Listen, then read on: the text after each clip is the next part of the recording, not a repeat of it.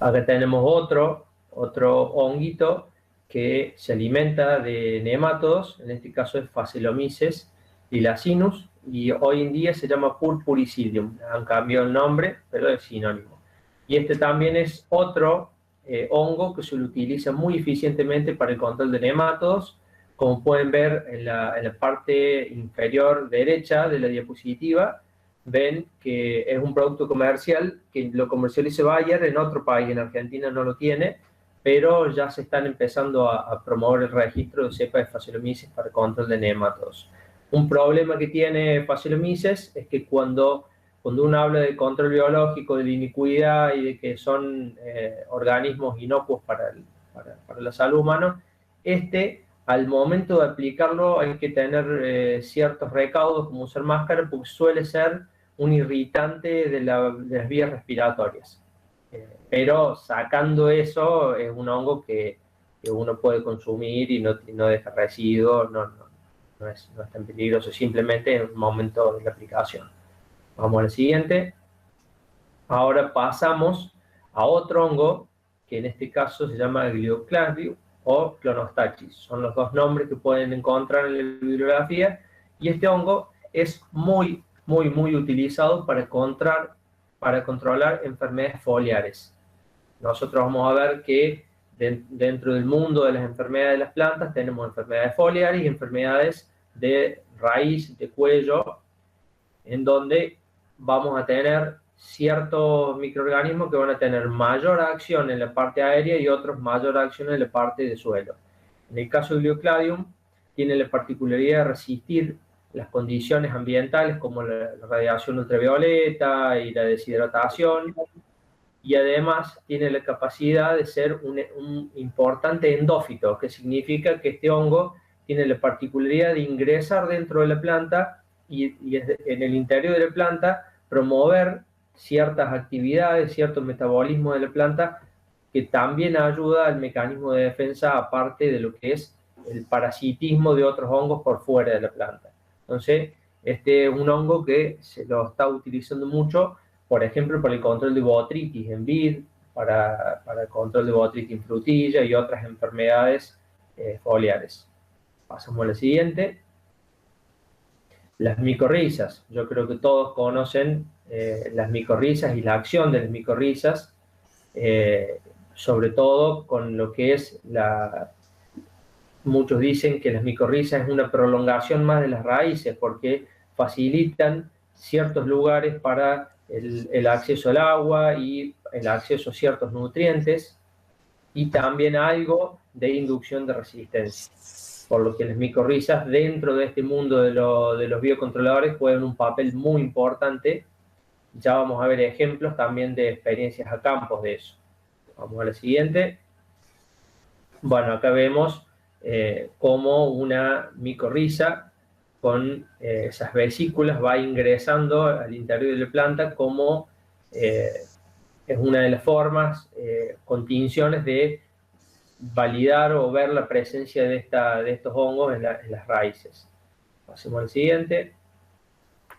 Pseudomonas, que ya Alejandra había estado comentando, se lo utiliza para un montón de enfermedades, se utiliza para controlar una bacteria, se lo utiliza para controlar bacterias, o sea, esta misma Pseudomonas como controladora de enfermedades bacterianas, también se lo utiliza como controladora o biocontroladora de enfermedades fúngicas, ya que esta bacteria tiene la gran capacidad de producir muchos metabolitos que son antifúngicos o antibacterianos, además de esa parte importantísima de la solubilización de fósforo, por ejemplo, que comentaba Alejandra, también tiene una función muy importante para controlar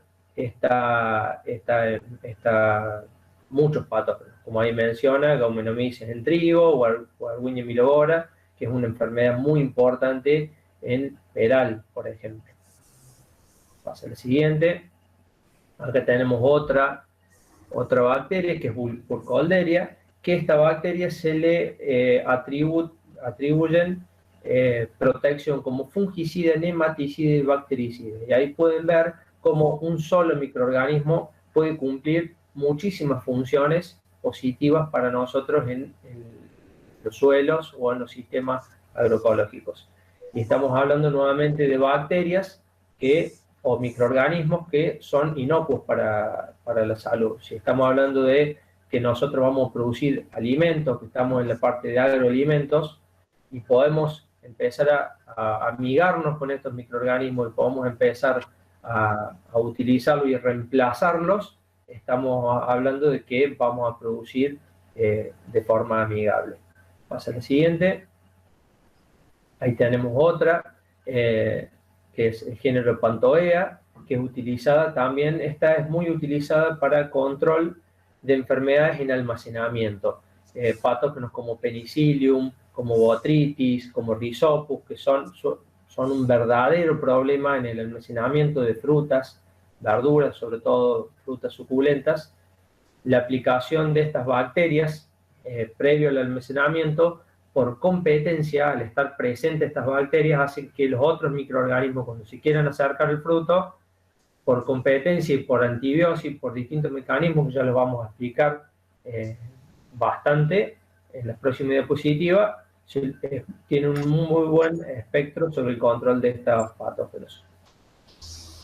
Paso a lo siguiente. Y por último, hacer una breve alusión a que no solamente tenemos hongos y bacterias en este mundo del biocontrol, también tenemos virus que nosotros podemos utilizar para nuestro beneficio. ¿Qué quiere decir? Que hay virus que infectan hongos y hay virus que infectan bacterias, que estos hongos y estas bacterias nos causan perjuicio, nos producen enfermedades. Uno de los casos más emblemáticos, de los primeros casos que se utilizaron virus para control de enfermedades, fue estos micovirus para el control de un hongo que se llama Crifonectia parasítica, que es un hongo que afecta al árbol de castaño, que esto es sobre todo en la parte norte de Estados Unidos principalmente, en donde este patógeno Crifonectia prácticamente causa la extinción de esas especies, hasta que se encontró en la búsqueda y en la investigación que había muchos hifas de este hongo Crifonectia que tenía una actividad más lenta, esporulaba más lento, tenía menos agresividad a la hora de parasitar a la planta, y con muchos análisis moleculares y demás comprobaron que ese hongo, que es muy importante causando enfermedad en castaño, resulta que estaba muy atenuado. Y cuando se dieron cuenta que era este hongo, esta bacteria que infectaba, ¿qué hicieron? Aislaron muchos hongos, mucha Crifonectia, las parasitaron en el laboratorio, las inocularon con este virus al laboratorio y las liberaron de nuevo al campo. ¿Qué pasó? Estas hifas, al entrar en contacto con otras hifas, que cuando se unen una hifa con otra hifa se llama que se produce una anastomosis, en donde hay una unión de hifas e intercambio de contenido citoplasmático, también pasaban las partículas virales y empezaron a hacer una infección masiva. Ustedes saben que los virus para producir una infección masiva son bastante específicos, bastante eficientes, como lo tenemos hoy en día con el COVID. Entonces, ¿qué pasó? Este virus se masificó tanto en este hongo Crifonectia que se vio un descenso exponencial de esta enfermedad, y de esta forma se logró controlar prácticamente toda esta, o salvar estas grandes plantaciones de castaño, y así tenemos un montón de ejemplos de virus que, por ejemplo, ahora se está investigando mucho la incorporación de virus a una bacteria que se llama Xanthomonas juglandis, que es una bacteria muy importante que ataca a nogales. Y bueno, en Chile sobre todo se está investigando esta bacteria y un montón de ejemplos más. Esto fue simplemente como para mostrar un pantallazo de todo lo que tenemos, de los beneficios que podemos tener de los microorganismos. Simplemente hay que encontrarlos, aislarlos, multiplicarlos, estudiarlos, y pasan a ser aliados de nuestros sistemas productivos. No sé si querés seguir vos, Ale, un poquito. O querés seguir yo, como les parezca mejor. A ver, nos vamos opinando entre todos, a ver si los chicos por ahí, si no entienden, preguntan. Bueno, dale.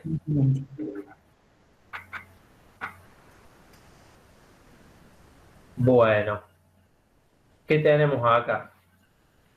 Estos son un ensayo básico que se hace en laboratorio para comprobar la eficiencia o el nivel de antagonismo. ¿Qué significa el nivel de antagonismo? La capacidad de un hongo o de una bacteria, la capacidad que tenga de inhibir el crecimiento o los mecanismos de acción de otro patógeno.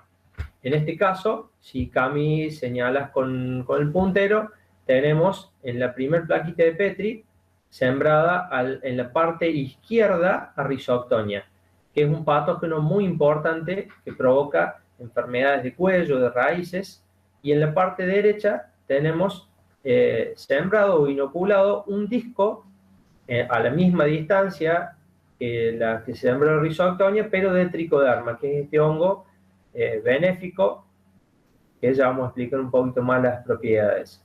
¿Qué podemos ver acá? Que al sembrarlos a los dos al mismo tiempo, empezó a haber un crecimiento, los dos empezaron a crecer y se enfrentaron.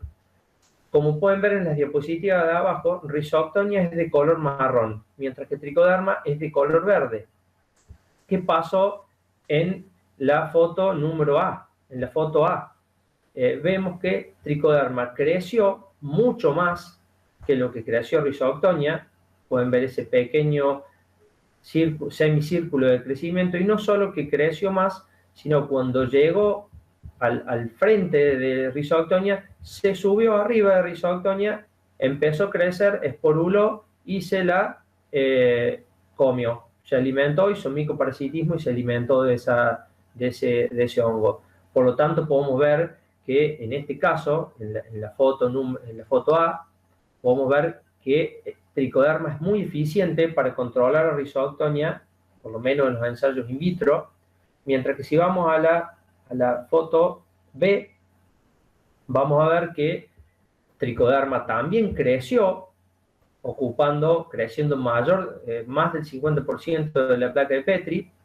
Rhizoctonia creció prácticamente lo mismo que en la foto A, pero a diferencia en la B, Tricoderma no logró subirse y parasitar a Rhizoctonia. Por lo tanto, a la hora de hablar de selección de cepas de Tricoderma, cuando hablamos de competencia o cuando hablamos de capacidad de micoparasitismo, que es de alimentarse de ese patógeno, vemos que la cepa A es mucho más eficiente que la cepa B, ya que esta, si bien produjo mayor competencia por espacio y nutrientes, como vemos acá, no fue capaz de colonizar y alimentarse de esa cepa de Rhizoctonia.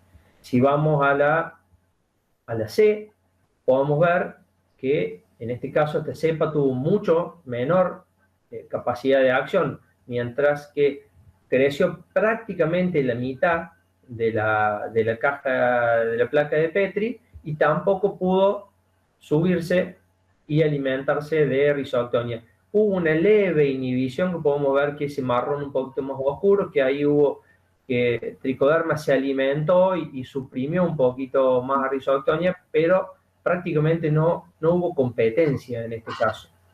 Mientras que si nos vamos a la última diapositiva, podemos ver todo lo contrario. No solo que esta cepa no fue eficiente, sino que Rhizoctonia creció más que Tricoderma.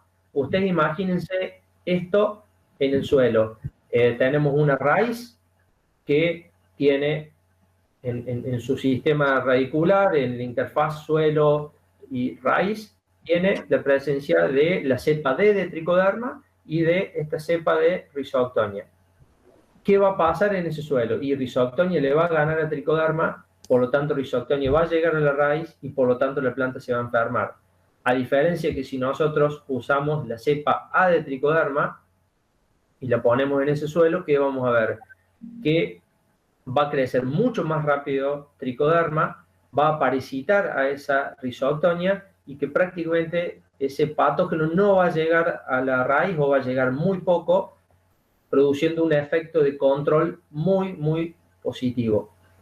Como conclusión de esto, podemos destacar que no todas las cepas de Tricoderma, que no todas las cepas de Bacillus, de Pseudomonas, tienen exactamente la misma capacidad de acción, sino que ahí es donde radica la importancia de los investigadores, de estudiar y de ver cuál de estas cepas es la más importante. Acá nosotros pusimos 4, pero por ejemplo en el banco de tricoderma que tenemos en el laboratorio, tenemos más de 90 cepas de tricoderma que vamos probando. Algunas funcionan mejor para Rhizoctonia, otras mejor para Fusarium, y así para distintos microorganismos, distintos mecanismos de acción. Una acotación pequeña. Entonces, reforzar lo que dijo Ale, hay que tener en cuenta la cepa. Y la otra cuestión es que los mecanismos que vamos a ir desarrollando no se plantean o no los desarrolla cada microorganismo, cada cepa, uno en particular, sino que para poder explicar el comportamiento de esa cepa, forzamos las condiciones de cultivo para que se exprese más un mecanismo que el otro, a veces variando el medio, a veces variando la temperatura. En este caso y en este ensayo se evaluó competencia. ¿Por qué? Por sustrato, por alimento, como decía Ale. ¿De acuerdo? Vamos a la siguiente. Profe, una consulta ahí. O sea, si nosotros somos productores y llevamos muestras de suelo al laboratorio, para identificar qué cepa tenemos y qué cepa de tricoderma necesitamos, ¿hay que hacer todo un cultivo o se puede identificar más rápido? Exactamente, para ver qué tricoderma tenés vos, lo que tenés que hacer es sacar un pedacito de raíz con la rizófera, o sea, con la tierra esa adherida. Eso se le hacen diluciones, se hacen siembra en placa, y ahí vos vas a tener un panorama de qué es lo que tenés en la rizófera. Ahí van a salir colonia de Rhizoctonia, colonia de Fusarium, de otros hongos saprófitos que no tienen importancia, y van a salir algunos tricodermas. Entonces, ¿qué tenés que hacer vos? Ir aislando o purificando, sacando todos los tricodermas, los aislas por un lado, las Rhizoctonias por otro lado, y después los enfrentas. Suponete, el tricoderma 1 que aislaste con la Rhizoctonia, hace un todo contra todos. Y ahí vos vas a ver como si fuera una foto de lo que estaría pasando en esa rizófera, en esa plaquita de Petri. Eso vos lo podés hacer, lo podemos hacer nosotros, es algo que se hace habitualmente. Ahora, desde el punto de vista práctico, si vos querés controlar una enfermedad, es necesario que aísle la tricoderma o el bacilo o el microorganismo que está en el suelo. Vos podés incluir esos microorganismos, el más eficiente demostrado para esa enfermedad que te está provocando daños en un cultivo determinado. ¿Hacia ese lado iba tu pregunta? Claro, ahí está. Muchas gracias, profe. Perfecto. Como dice la profe Ale, hay muchos centros, INTA, universidades, somos muchos los que estamos en la búsqueda de cepas específicas para patógenos específicos o para problemas específicos. Entonces, de acuerdo al problema que vos tengas, puedes incluir una o varias cepas para tu problema en particular. Eso es algo que se está buscando, digamos, un biocontrol a medida.